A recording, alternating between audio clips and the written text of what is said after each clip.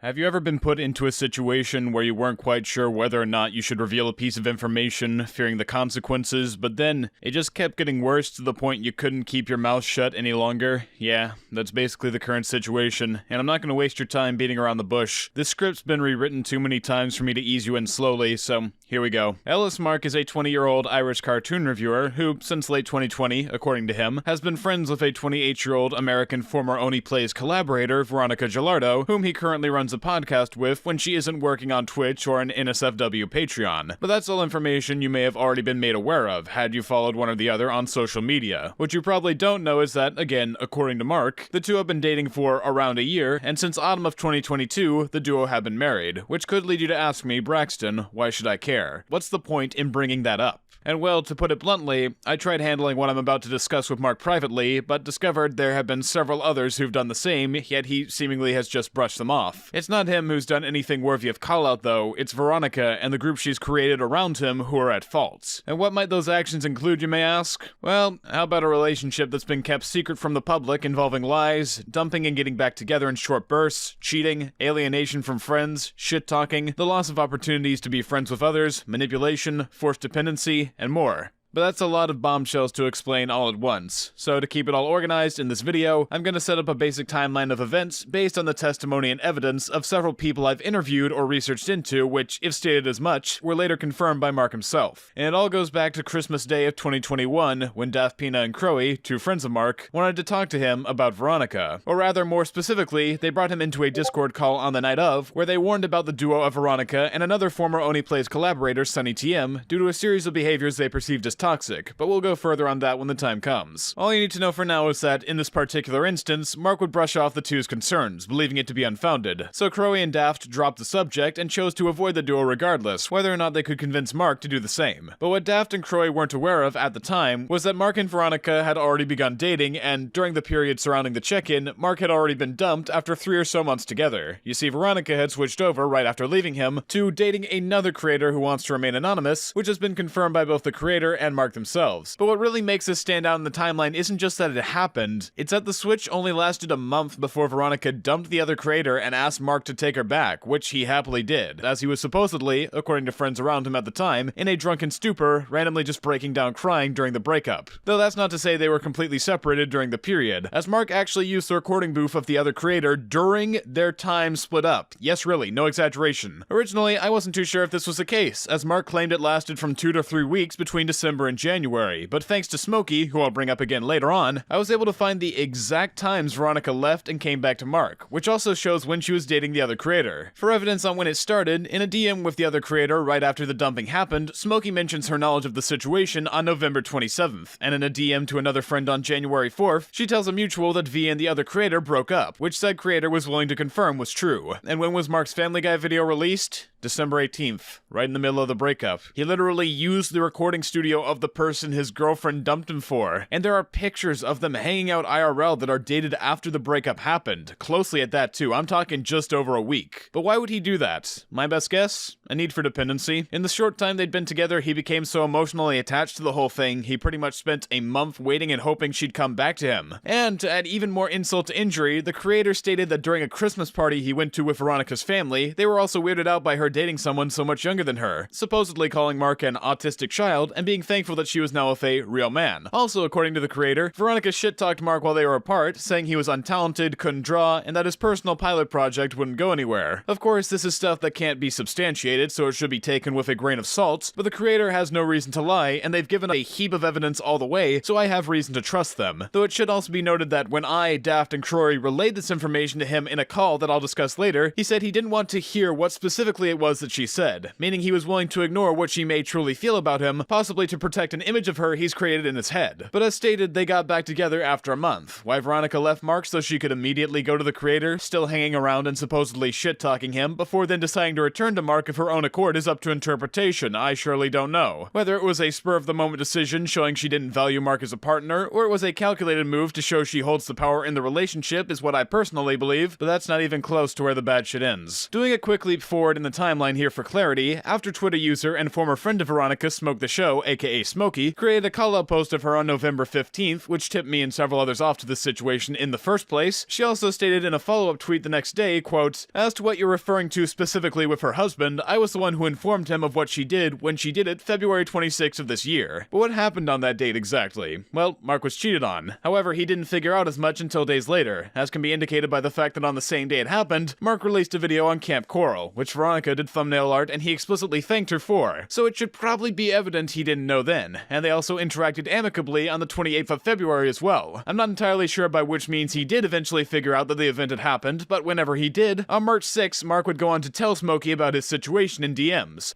Hey, Editing Braxton here for some added clarity. The DMs between Mark and Smokey I'm about to show you indicate that she was surprised by Veronica cheating despite saying she told Mark earlier on in that reply. This is because Smokey was informed it may have happened by a friend a week after the event occurred while they were talking about the couple's codependency issues, funnily enough. Smokey didn't know for sure at the time, so she relayed the info to Sonny, as he was closer with Mark, who presumably relayed to him, and then Mark would go on to confirm it to Smokey. So that's basically why her statement and this interaction can make sense at the same time. It's confusing, I know.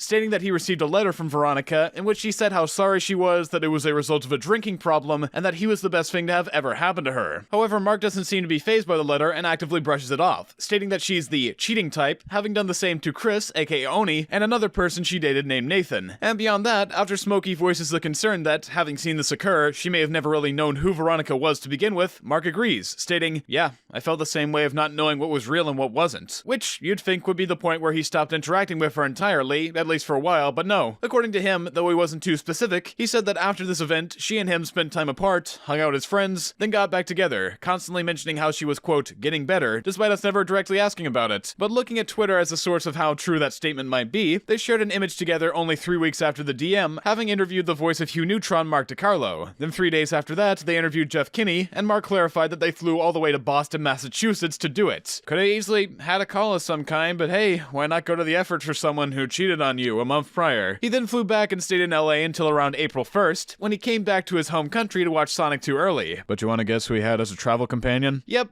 Veronica went to Ireland with Mark for over a month and a half, and this is backed up by the series of tweets the two made during that period. April 8th, she acknowledges she saw Sonic 2 for the second time, the first time being with Mark on April 1st. April 14th, she mentions that she misses her dogs from being in Ireland. April 30th, she says she got COVID and has to stay in Ireland longer. May 14th, she says she's back with her dogs in America. They spent a month and a half together in Mark's home country after having hung out and done interviews for over a week, only 3 weeks after the DM where Mark said he didn't know who she was as a person or trust her. But it does confer with my previous theory, that no matter what Veronica does, she either finds a way to pull Mark back in quickly, even after he's seemingly already made up his mind, or Mark has now gotten such a dependent attachment to her, he can't go for long periods without being together, as can be shown not only by all this traveling the two did together, but how much is still yet to come. A month after Veronica returned to LA on June 18th, Mark was back in California with a group of friends including her. And fun fact, the week after he got there, I actually met up with him briefly at VidCon, which was where I first came into contact with she who must not be named. Though that's a story and aftermath for another time, I don't want to make this about me, and in comparison to everything else, it would sound pretty stupid, so yeah. But anyway, July 12th they travel somewhere for her birthday and stay at a hotel for over a week, back to LA. Then in mid-August they go to Washington DC with Sonny for another week, and this is around the time they got married, so possibly a honeymoon thing, I don't know. According to Mark, they haven't had a formal ceremony yet, so it could have happened right after or before, but whatever. Following this, on the 21st of August, they show they're in an airport in Dallas on a connecting flight back to California, and presumably that's where they currently reside to this day. Now I don't know about you guys, but to me that's a lot of traveling, and a lot of money spent on someone who, not too long ago, in the same year, cheated on Mark and didn't have the decency to tell him face to face rather than using a letter. So him having this quick of a 180, as mentioned, is kinda scary, and to me, either seems manipulative on Veronica's part or desperate on Mark's. They barely had the time to be apart from one another for 3 weeks before she reinserted herself deeply into his life, if he didn't bring her back on his own. And then for the next 5 to 6 months they were constantly traveling from place to place, only having a reprieve from each other from May 14th to June 18th or so. Plus we've got to take into account that Mark was also working on his pilot, his main channel, second channel, and his podcast with Veronica, so mix that all together alongside him traveling with her so often, it's like he never had a moment to think about their relationship and the negatives of what she did before moving on. And reminder here, whilst this series of traveling escapades was still occurring, they got married. Man, saying that out loud still doesn't feel right. I mean, like, what? They got married only 8 or so months after they broke up and got back together? 5 or so months after he was cheated on and stated he didn't know who she was? Amidst a myriad of trips across the country/world? In between a series of incredibly lengthy videos that Mark had to put his attention towards. And they didn't even wait, they just got married without a formal ceremony they're still currently planning to happen? What's the rush? And more importantly, who in their right mind would consider that a good idea? It's got "don't do this" written all over it. But also, at the same time, it's equally peculiar. Why would the two hide their relationship to begin with? It's not like they're subtle about how often they hang out together, yet they never mention their relationship status anywhere. And in a recent tweet, Veronica states that among her accomplishments this year, she moved out and up with somebody I love, instead of explicitly mentioning Mark. Why would she feel the need to omit his name? She doesn't even need to say that they're married or dating to give out this information, just that they've moved in together. Not that it's weird or super personally revealing to be upfront that they're married to begin with. Shouldn't that be something you're happy to announce to the world, that you're so in love with someone you've decided to make the next big step and have gone forward with a matrimonial commitment? Though I guess it would be weird to marry someone who has to get you your alcohol for you since you're legally not old enough to buy it yourself in their home country, but putting that aside, hearing that this might be the case was the final nail in the coffin to make me investigate, seeing as, with all the other information I've just said, them being married would make no sense, at least on the basis that you want to get married to someone you're in a happy,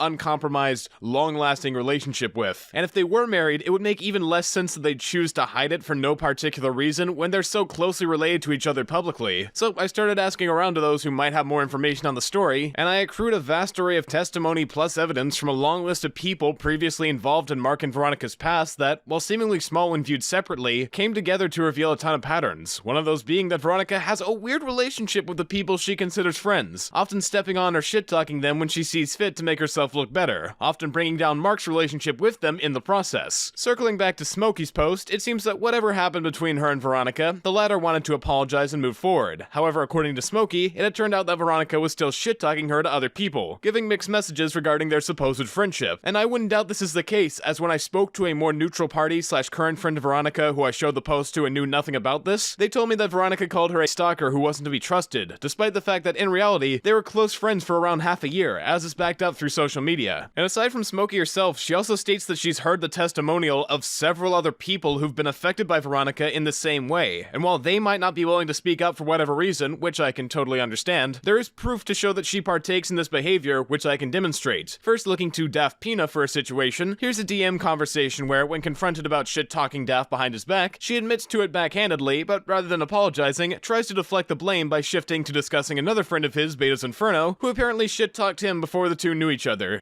Hey, Editing Braxton here again for some more clarity. In the screenshot of Veronica talking to Daft, she mentions they had a politically fueled conversation that was inappropriate and unprofessional, which she most likely said because Daft deleted their Discord messages, so he couldn't back it up if she just said shit, but he actually archived them before doing that, including the conversation, so if you want to look at it, there's a link in the description, but really it's just an average political convo. However, in it, Veronica never says anything he mentioned was bad or out of line, despite having ample opportunity to over their regular chat, so I guess we can add gaslighting to her list. Also, she doesn't explicitly mention Beta in the screenshot, but it was implied to both of them, and Mark is going to bring her up specifically to say the exact same thing later on, so yeah, that's how I accidentally mixed that up. So just be aware that, even if she considers you a friend, she may shit-talk you, and if you decide to shit-talk someone else alongside her, she might throw you under the bus to avoid blame for her own actions. But don't go thinking that stops at friendships. There are plenty of moments where she'll publicly shit-talk her past relationships to her Twitch audience, saying they suck, including Oni, who, reminder here, Mark confirmed she cheated on. And that means that if Mark and Veronica ever break up, she'll almost definitely shit-talk him the same way she supposedly did in private to the unnamed creator. But anyway, with all this information, testimony, evidence, and so on to sort through, I knew I had to do something with it. So, seeing as I felt this needed to be created for multiple reasons, whether he listened to me or not, I decided to try confronting Mark himself about all of this in the hopes he might listen, though I wasn't too optimistic he would, knowing what I've explained already and how he's shut people out. But I couldn't just go in half-cocked without a plan, that wouldn't work at all. Plus, I'm admittedly a bit timid when it comes to head-to-head confrontations. I haven't been in commentary for a long-ass time, and I plan to not stay in it after this video is out, so I decided to call on Daft and Crowy, who've had previous instances attempting to talk to Mark about these issues, and created a list of questions I wanted to ask. Seeing how he responded, responded to check if he would be truthful with us, and as I've mentioned already, in some cases, he was not. But that's where all the times when I say Mark is confirmed come from, because it was affirmed to us in the call, one which I brought Mark into under the guise of helping me with my Hell of a Boss video. This was done for the reason that, in the case where someone's in a potentially abusive relationship, straight up saying, I think you're in an emotionally manipulative relationship with a toxic person, let's talk about it. It's probably going to scare the person off immediately, so I didn't want to take the chance and instead chose to put Mark in a headspace where he'd come in alone and calmly, though that wouldn't be the same for long. We started the call by stating that it wasn't about Hell of a Boss, but instead we were performing a recorded checkup on how he's doing, to which Mark said he was uncomfortable with us doing so, clearly paranoid about the whole aspect, and so we complied, taking detailed notes instead. The call went on for over an hour, and much of it covers what's already been stated though, so instead of going in chronological order, as there'd be a ton of repetition, I'll group it by sections I believe are important and leave it at that. Starting with what was asked about the marriage, we initially acted oblivious to whether or not it was the case, and asked Mark straight up if he was, to which he responded by saying, "Why do I need to tell you?" Openly pissed off and wanting to avoid the subject. Then later on we told him we already knew, to which he replied, "Well then why would you ask the question?" Obviously not keying into the fact that we asked him to see if he would lie about it, and near the end of the call, as the tension was winding down, Mark told Daft in particular that he would have said they were married if he was asked, basically attempting to gaslight us as though the last few interactions didn't happen at all. And this is something that will continue to occur occasionally as the call goes on, such as further down in the discussion of the relationship, where we ask why he decided to get back with Veronica so soon after the cheating, which he confirmed once again to us along with the split. But because he thought we didn't have definitive dates at the time, he lied and tried to claim that the split lasted for shorter than it did, about 2 to 3 weeks. And when it came to the cheating aftermath, he nondescriptively said that they spent time apart, hung out again as friends, then decided to date again when he saw she was improving. But reminder here, according to their Twitter timeline, that period apart was, at most,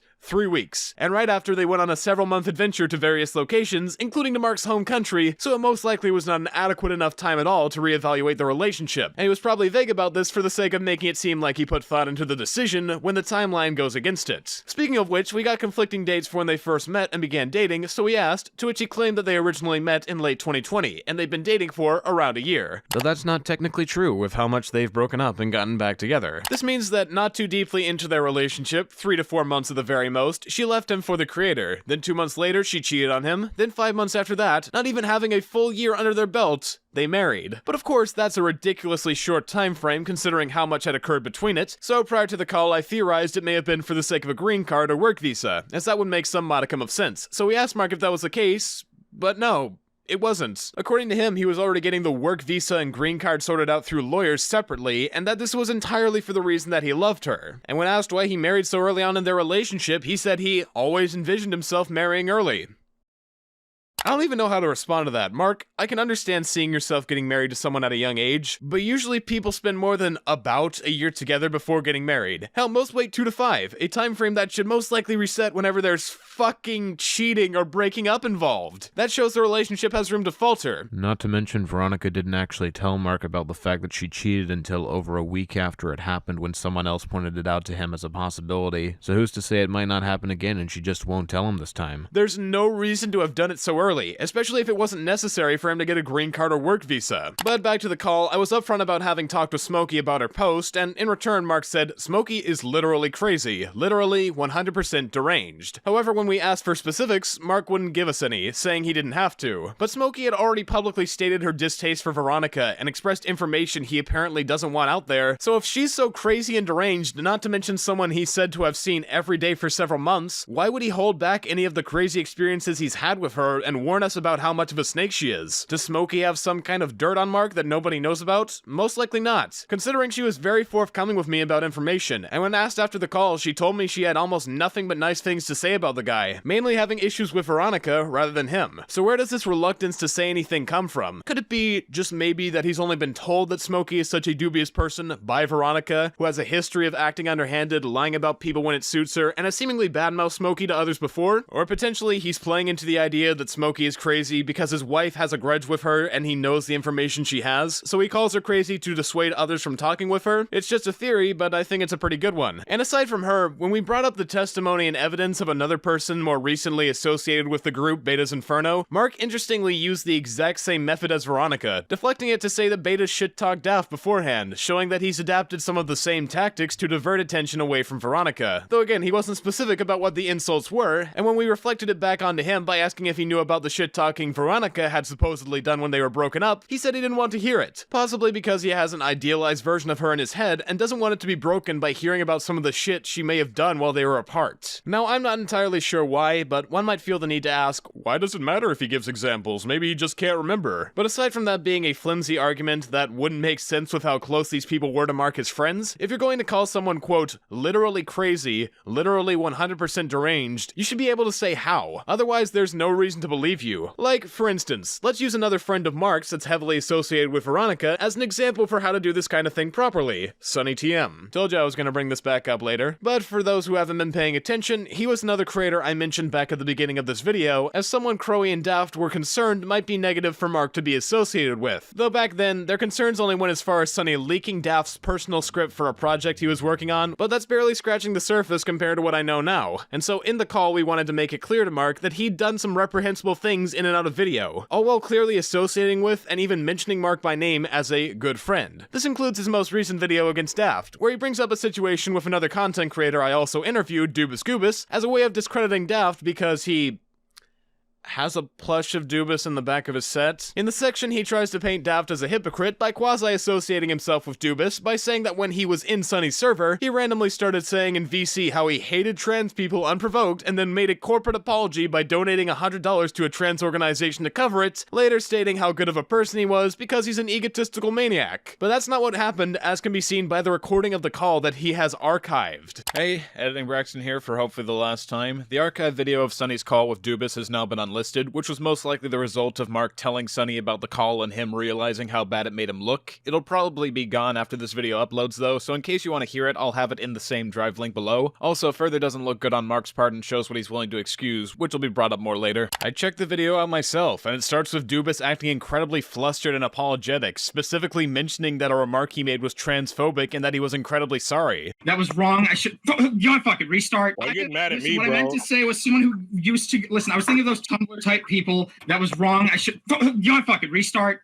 Listen, I'll just admit I said it and say I'm sorry. Is that better? To which Sonny in the Discord then proceeded to laugh and claim an apology wasn't enough, and it'd only mean anything if he donated to charity and said so on his Twitter, which he then did. I don't know. I don't fucking know. Admit to your fault and start saying if. Admit to my fault. I said, listen, what I said was transphobic, and I don't, and it was wrong to say, and upon reflection, I am sorry. Okay. Don't do it again.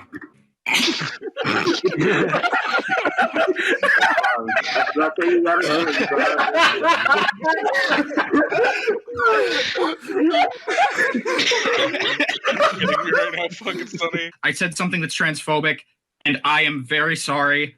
I legitimately mean it. If you want me to prove it somehow, I'm willing to try. I'm sorry. I want you to donate $100 to a trans organization. You fucking madman. You actually broke him. Oh my god. Yes. So this is what he is 30 years later. That's what he looks That like. was After an smoking his emotional part 30 years journey. later. Doesn't exactly give off the same vibe that Sonny was describing in his video, does it? Hell, it doesn't even have the supposedly transphobic remarks.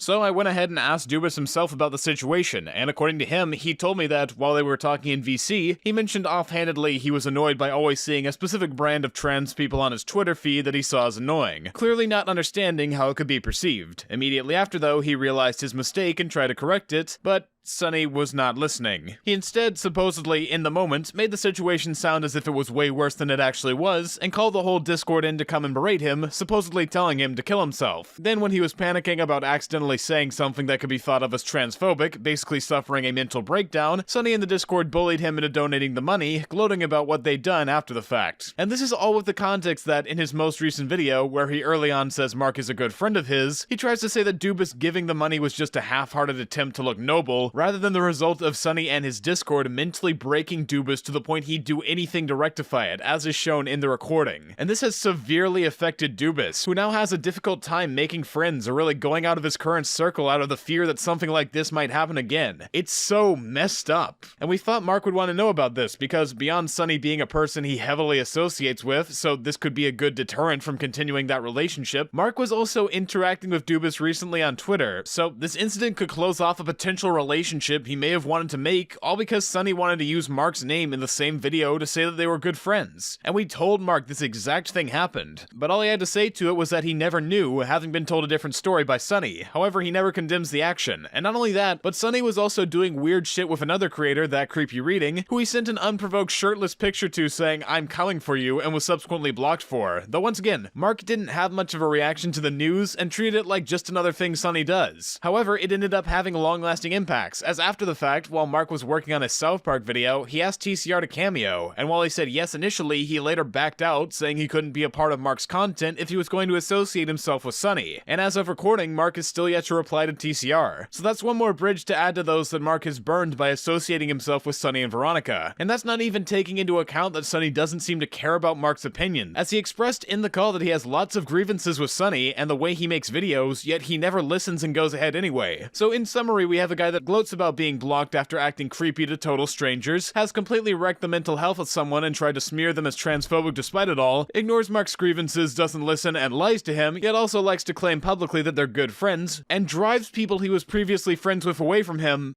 So why does Mark put up with him again? Is it because he is friends with Veronica? I mean, Sonny's incredibly close with her, closer than he is with Mark even. Might he potentially put up with Sonny's shit for the sake of staying in Veronica's good graces, suppressing his qualms? Or has he become desensitized to it and no longer sees what's so bad about all of this? It's very possible. Unfortunately, on my end, I never got to ask. However, I'm not sure what kind of good explanation he could come up with for sticking around beyond, "Oh, he's nice to me. Too bad for all the people he's fucked over on a psychological level." And that video happened recently, within the last month. It's shit he's still doing. Though if you want to talk about something from the past, as a side note, it's also been said by several people, including moderators, that the reason the Only Plays Discord server was deleted was due to him publicly leaking a woman's nudes. But that basically sums up everything important that was stated in the call. And with it, we've reached the present. It's been a month since that call as of the writing of the script, and most likely by now, Mark probably doesn't think anything is going to happen. Or at the least, he doesn't realize that I'm the one who set this all up and made the video. I mean, I explicitly told him as much in the call, but I know he didn't believe me because Daft was there, asking him explicitly if he was going to make a video, and in all honesty, I find that a bit insulting. Is it really so hard to believe that this isn't a scheme by Daft, who I just co-opted specifically for that call, but instead a worried gesture from tons of friends that think something is wrong? I know that at the end of the call you told us that you were currently happier than you've ever been, but though it might sound like I'm overstepping boundaries by saying as much, I don't think that's the case. Because as I've outlined in the script, you have pushed away all the people who have tried to point out the truth. You are currently married to someone who, in under a year of dating, you've had leave and come back to you as if it was nothing, cheated on you, which made you question who she even is, and seemingly expected, knowing she's the cheating type, your words not mine, made you feel the need to come back to her without having ample time to think about why you were reluctant to come back in the first place on multiple occasions, alienated you from people you used to be closely associated with, and more. Plus, she's also a liar, a rumor spreader and slanderer, including to ex-partners she's cheated on, is close friends with people like Sonny, who's done some horrendous shit and obviously doesn't value your opinion or thoughts, yet you don't question, possibly because of their association,